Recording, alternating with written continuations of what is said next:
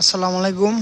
আমি এগারোতম জেলা আসলাম কিশোরগঞ্জ, কুতুব শাহ মসজিদ, অষ্টগ্রাম।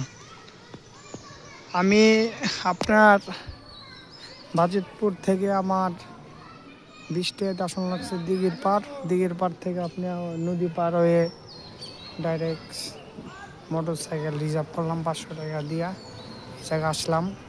এখন আপনার 5টা বাজে। এই মসজিদটি 1600 শতাব্দীর দিকে মসজিদটি নির্মাণ করা হয়েছে। আমরা আজকে 3টা মসজিদ ঘুরলাম কিশোরগঞ্জ, আরও 2টা ঘোরা বাকি আছে। আজকে সন্ধ্যে যে প্রকার দেখে আর পারুম না, অন্য কোনো এক সময়।